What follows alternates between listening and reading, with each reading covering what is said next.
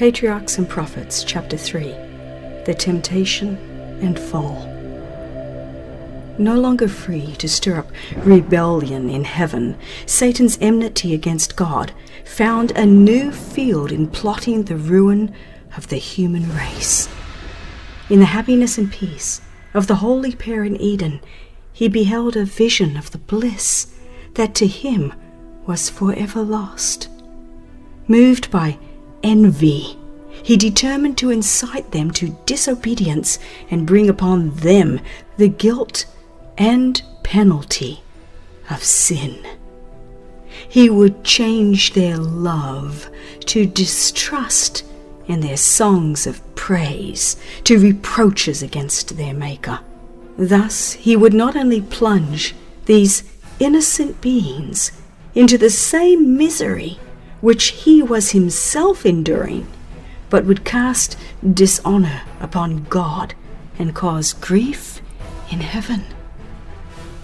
Our first parents were not left without a warning of the danger that threatened them. Heavenly messengers opened to them the history of Satan's fall and his plots for their destruction, unfolding more fully the nature of the divine government which the Prince of Evil was trying to overthrow. It was by disobedience to the just commands of God that Satan and his host had fallen. How important, then, that Adam and Eve should honor that law by which alone it was possible for order and equity to be maintained. The law of God is as sacred as God himself. It is a revelation of his will, a transcript of his character, the expression of divine love and wisdom. The harmony of creation depends upon the perfect conformity of all beings, of everything, animate and inanimate, to the law of the Creator. God has ordained laws for the government not only of living beings, but of all the operations of nature. Everything is under fixed laws, which cannot be disregarded. But while everything in nature is governed by natural laws, man alone, of all that inhabits the earth, is amendable to moral law. To man, the crowning work of creation, God has given power to understand his requirements, to comprehend the justice and beneficence of his law, and its sacred claims upon him, and of man unswerving obedience is required. Like the angels, the dwellers in Eden had been placed upon probation. Their happy estate could be retained only on condition of fidelity to the Creator's law. They could obey and live, or disobey and perish. God had made them the recipients of rich blessings, but should they disregard his will, he who spared not the angels that sinned could not spare them. Transgression would forfeit his gifts and bring upon them misery and ruin. The angels warned them to be on their guard against the devices of Satan, for his efforts to ensnare them would be unwearied. While they were obedient to God, the evil one could not harm them, for, if need be, every angel in heaven would be sent to their help. If they steadfastly repelled his first insinuations, they would be as secure as the heavenly messengers. But should they once yield to temptation, their nature would become so depraved that in themselves they would have no power and no disposition to resist Satan. The tree of knowledge had been made a test of their obedience and their love to God. The Lord had seen fit to lay upon them but one prohibition as to the use of all that was in the garden. But if they should disregard his will, in this particular, they would incur the guilt of transgression. Satan was not to follow them with continual temptations. He could have access to them only at the forbidden tree. Should they attempt to investigate its nature, they would be exposed to his wiles. They were admonished to give careful heed to the warning which God had sent them, and to be content with the instruction which he had seen fit to impart. In order to accomplish his work unperceived, Satan chose to employ as his medium the serpent, a disguise well adapted for his purpose of deception. The serpent was then one of the wisest and most beautiful creatures on the earth. It had wings, and while flying through the air presented an appearance of dazzling brightness, having the color and brilliancy of burnished gold. Resting in the rich, laden branches of the forbidden tree, and regaling itself with the delicious fruit, it was an object to arrest the attention and delight the eye of the beholder. Thus in the garden of peace lurked the destroyer, watching for his prey. The angels had cautioned Eve to be aware of separating from her husband while occupied in their daily labor in the garden. With him, she would be in less danger from temptation than if she were alone. But absorbed in her pleasing task, she unconsciously wandered from his side. On perceiving that she was alone, she felt an apprehension of danger, but dismissed her fears, deciding that she had sufficient wisdom and strength to discern evil and to withstand it. Unmindful of the angel's caution, she soon found herself gazing with mingled curiosity and admiration upon the forbidden tree. The fruit was very beautiful, and she questioned with herself why God had withheld it from them. Now was the tempter's opportunity. As if he were able to discern the workings of her mind, he addressed her. "Yea, hath God said, Ye shall not eat of every tree of the garden?" Eve was surprised and startled, as she thus seemed to hear the echo of her thoughts. But the serpent continued in a musical voice, with subtle praise of her surpassing loveliness, and his words were not displeasing. Instead of fleeing from the spot, she lingered wonderingly to hear a serpent speak. Had she been addressed by a being like the angels, her fears would have been excited, but she had no thought that the fascinating serpent could become the medium of the fallen foe.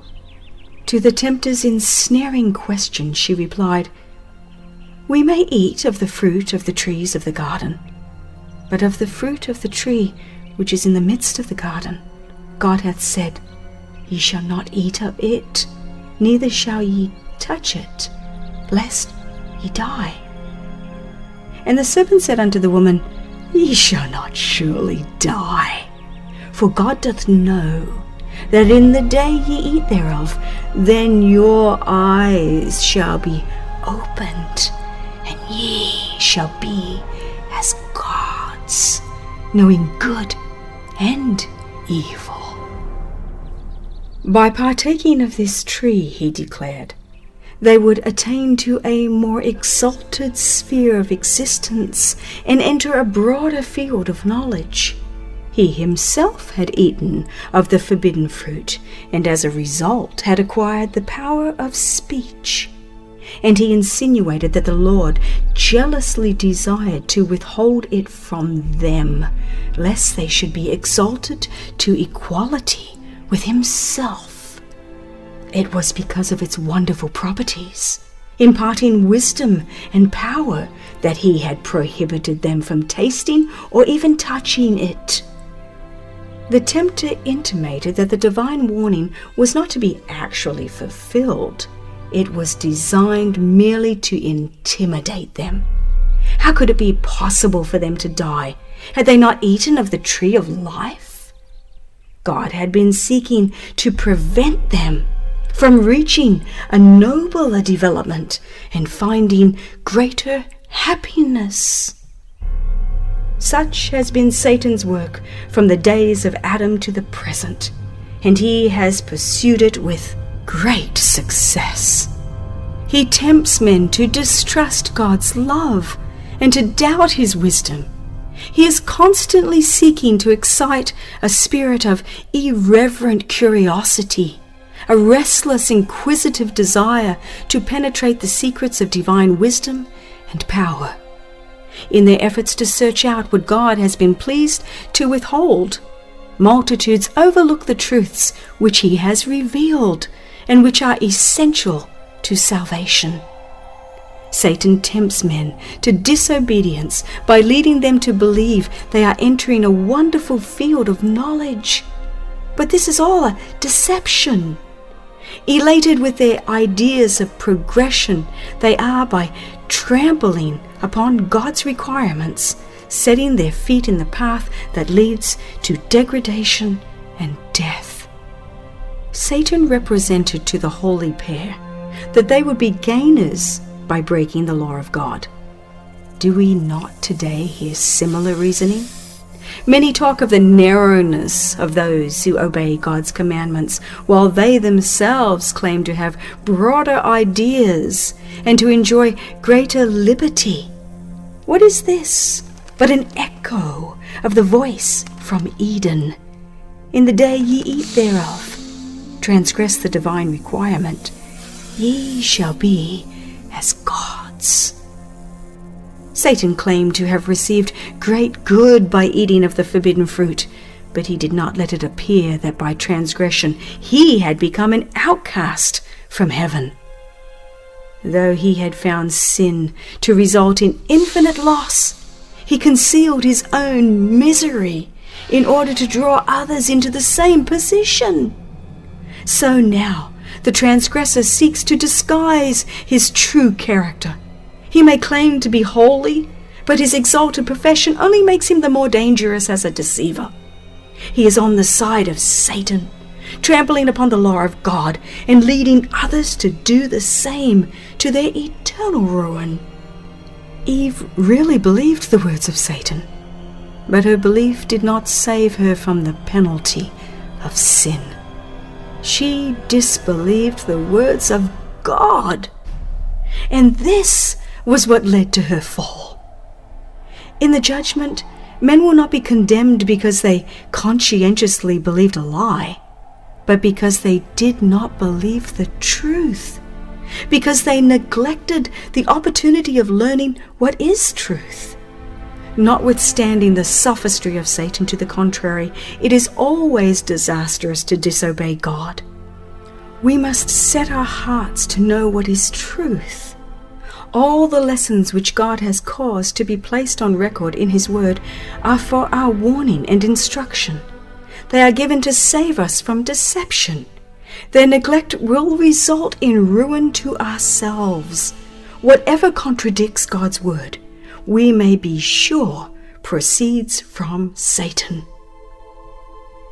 The serpent plucked the fruit of the forbidden tree and placed it in the hands of the half-reluctant Eve. Then he reminded her of her own words, that God had forbidden them to touch it, lest they die. She would receive no more harm from eating the fruit, he declared, than from touching it. Perceiving no evil results from what she had done, Eve grew bolder.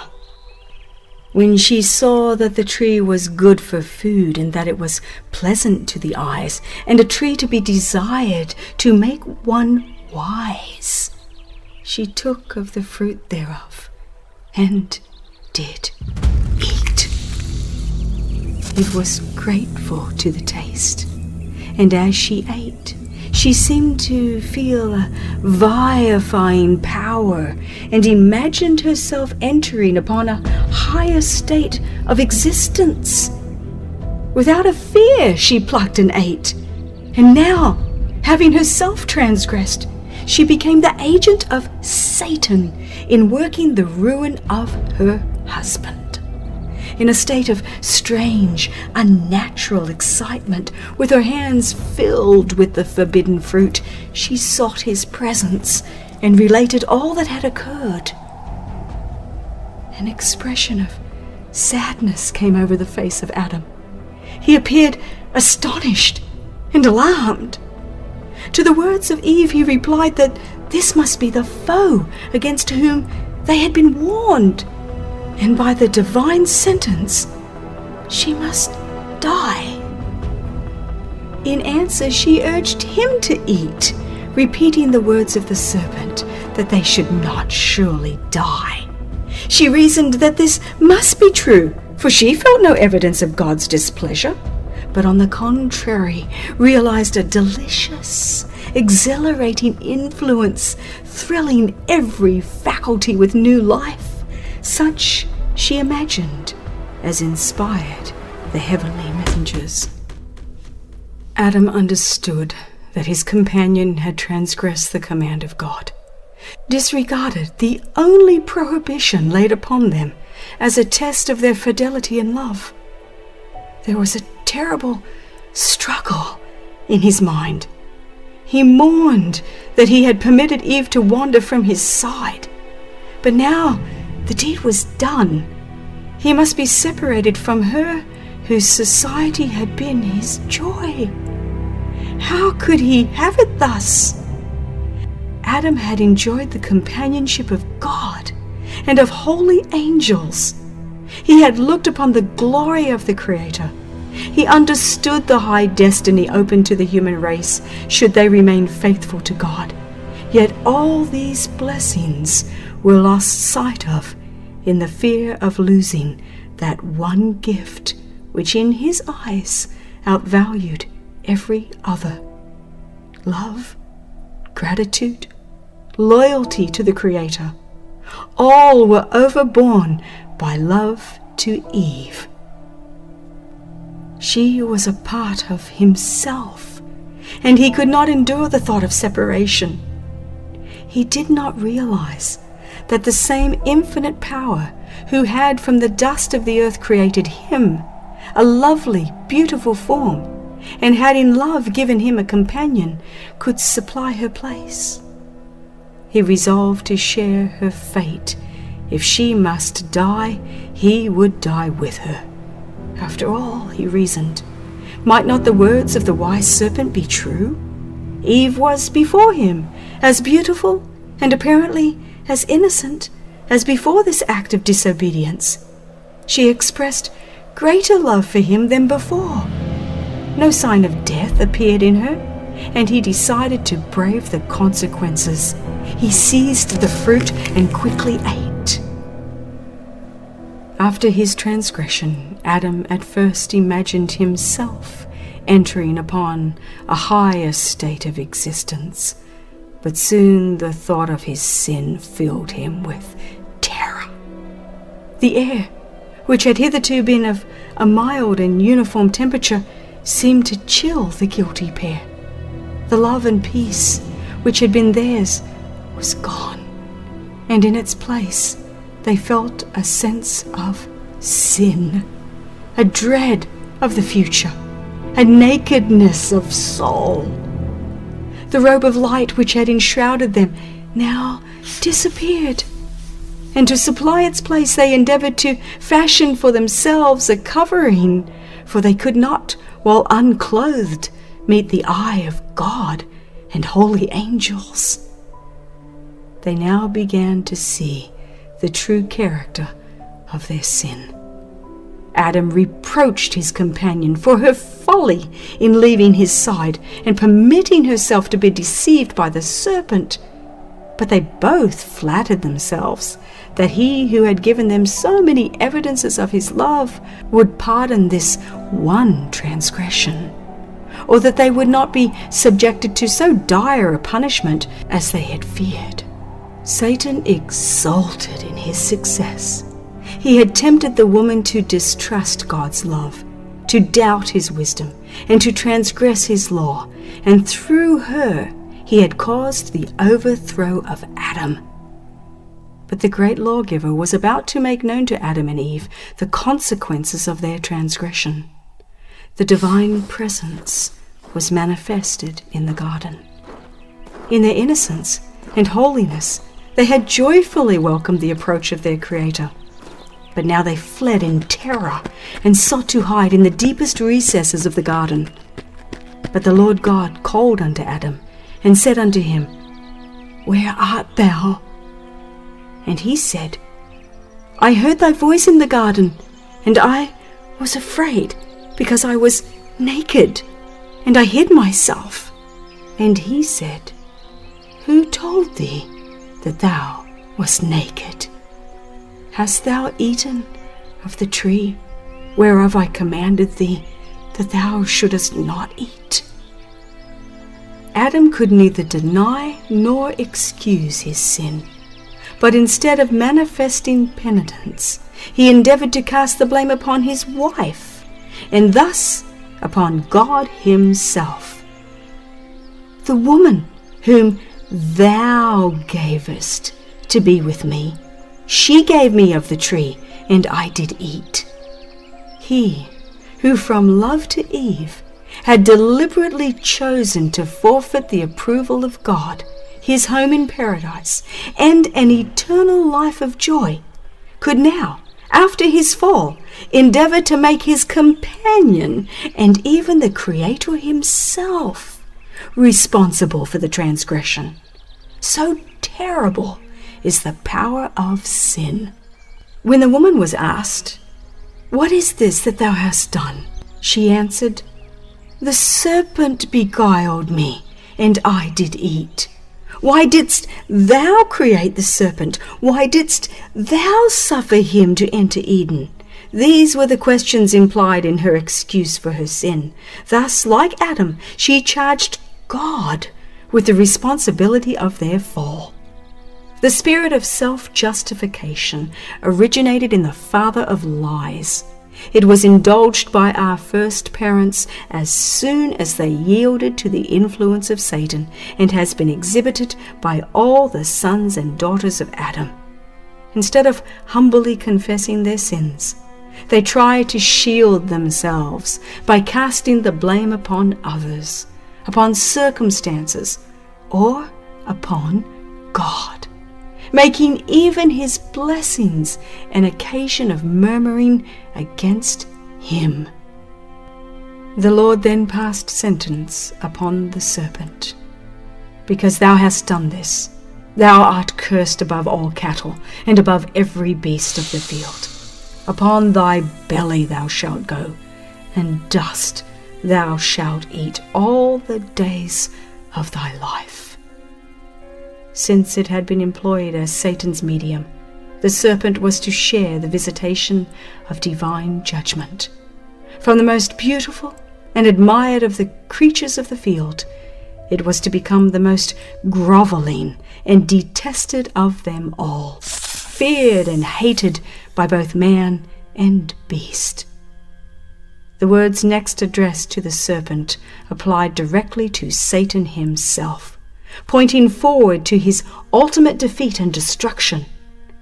I will put enmity between thee and the woman, and between thy seed and her seed. It shall bruise thy head, and thou shalt bruise his heel. Eve was told of the sorrow and pain that must henceforth be her portion. And the Lord said, Thy desire shall be to thy husband, and he shall rule over thee. In the creation, God had made her the equal of Adam. Had they remained obedient to God, in harmony with his great law of love, they would ever have been in harmony with each other. But sin had brought discord, and now their union could be maintained and harmony preserved only by submission on the part of the one or the other. Eve had been the first in transgression, and she had fallen into temptation by separating from her companion, contrary to the divine direction. It was by her solicitation that Adam sinned, and she was now placed in subjection to her husband. Had the principles enjoined in the law of God been cherished by the fallen race, this sentence, though growing out of the results of sin, would have proved a blessing to them. But man's abuse of the supremacy thus given him has too often rendered the lot of woman very bitter and made her life a burden. Eve had been perfectly happy by her husband's side in her garden home, but like restless modern Eves, she was flattered with the hope of entering a higher sphere than that which God had assigned her. In attempting to rise above her original position, she fell far below it.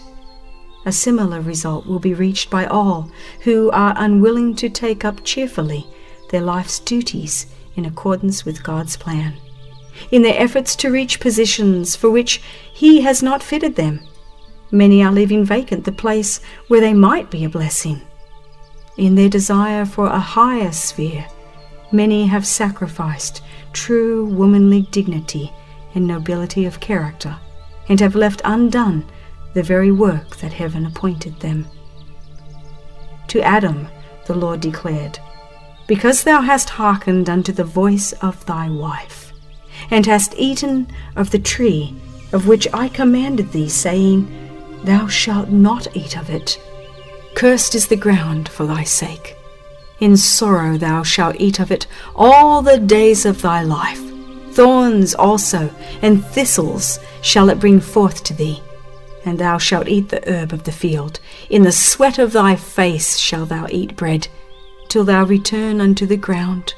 For out of it wast thou taken, for dust thou art, and unto dust thou shalt return." It was not the will of God that the sinless pair should know aught of evil. He had freely given them the good, and had withheld the evil. But contrary to His command, they had eaten of the forbidden tree, and now they would continue to eat of it. They would have the knowledge of evil all the days of their life. From that time, the race would be afflicted by Satan's temptations.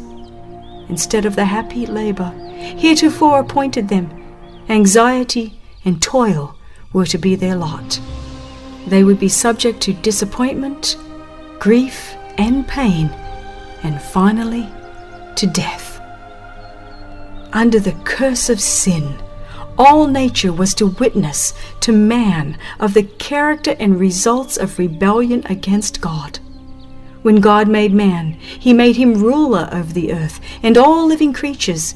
So long as Adam remained loyal to heaven, all nature was in subjection to him. But when he rebelled against the divine law, the inferior creatures were in rebellion against His rule.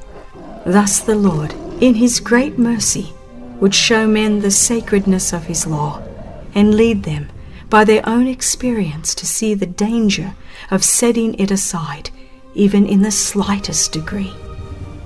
And the life of toil and care, which henceforth was to be man's lot, was appointed in love.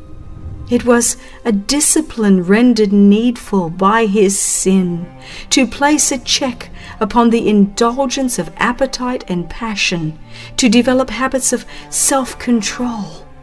It was a part of God's great plan for man's recovery from the ruin and degradation of sin. The warning given to our first parents, "In the day that thou eatest thereof, thou shalt surely die," did not imply that they were to die on the very day when they partook of the forbidden fruit, but on that day the irrevocable sentence would be pronounced. Immortality was promised them on condition of obedience. By transgression they would forfeit eternal life. That very day they would be doomed to death. In order to possess an endless existence, man must continue to partake of the tree of life. Deprived of this, his vitality would gradually diminish until life should become extinct. It was Satan's plan that Adam and Eve should by disobedience incur God's displeasure, and then if they failed to obtain forgiveness, he hoped that they would eat of the tree of life and thus perpetuate an existence of sin and misery. But after man's fall, holy angels were immediately commissioned to guard the tree of life. Around these, angels flashed beams of light, having the appearance of a glittering sword. None of the family of Adam were permitted to pass that barrier to partake of the life-giving fruit. Hence, there is not an immortal sinner. The tide of woe that flowed from the transgression of our first parents is regarded by many as too awful a consequence for so small a sin, and they impeach the wisdom and justice of God in his dealings with man. But if they would look more deeply into this question, they might discern their error. God created man after his own likeness, free from sin. The earth was to be peopled with beings only a little lower than the angels. But their obedience must be tested, for God would not permit the world to be filled with those who would disregard his law. Yet, in his great mercy, he appointed Adam no severe test, and the very lightness of the prohibition made the sin exceedingly great. If Adam could not bear the smallest of tests, he could not have endured a greater trial had he been entrusted with higher responsibilities. Had some great test been appointed Adam, then those whose hearts inclined to evil would have excused themselves by saying, "This is a trivial matter, and God is not so particular about little things," and there would be continual transgression in things looked upon as small and which pass unrebuked among men. But the Lord has made it evident that sin in any degree is offensive to him. To Eve it seemed a small thing to disobey God by tasting the fruit of the forbidden tree, and to tempt her husband also to transgress. But their sin opened the floodgates of woe upon the world. Who can know, in the moment of temptation, the terrible consequences that will result from one wrong step? Many who teach that the law of God is not binding upon man urge that it is impossible for him to obey its precepts. But if this were true, why did Adam suffer the penalty of transgression? The sin of our first parents brought guilt and sorrow upon the world, and had it not been for the goodness and mercy of God, would have plunged the race into hopeless despair. Let none deceive themselves. The wages of sin is death. The law of God can no more be transgressed with impunity now than when sentence was pronounced upon the father of mankind. After their sin, Adam and Eve were no longer to dwell in Eden. They earnestly entreated that they might remain in the home of their innocence and joy. They confessed that they had forfeited all right to that happy abode, but pledged themselves for the future to yield strict obedience to God. But they were told that their nature had become depraved by sin.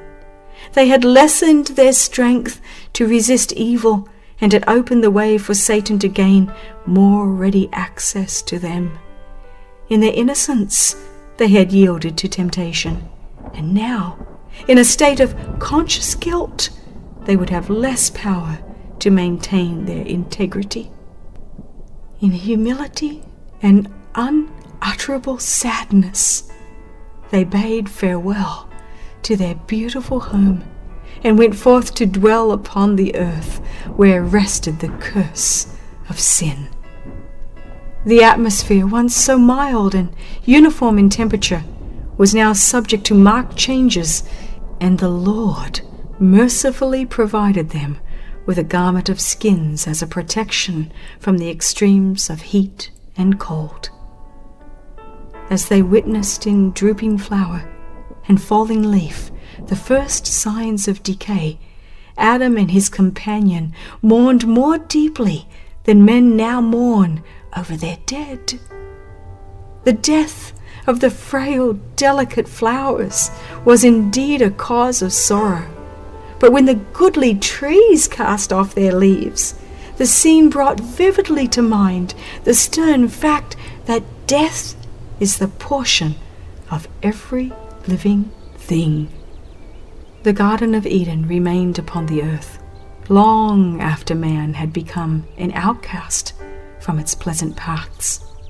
The fallen race were long permitted to gaze upon the home of innocence, their entrance barred only by the watching angels. At the cherubim-guarded gate of paradise, the divine glory was revealed. Hither came Adam and his sons to worship God. Here they renewed their vows of obedience to that law, the transgression of which had banished them from Eden. When the tide of iniquity overspread the world, and the wickedness of men determined their destruction by a flood of waters, the hand that had planted Eden withdrew it from the earth. But in the final restitution, when there shall be a new heaven and a new earth, it is to be restored, more gloriously adorned than at the beginning. Then they that have kept God's commandments shall breathe in immortal vigor beneath the tree of life, and through unending ages the inhabitants of sinless worlds shall behold in the garden of delight a sample of the perfect work of God's creation, untouched by the curse of sin, a sample of what the whole earth would have become had man but fulfilled the Creator's glorious plan.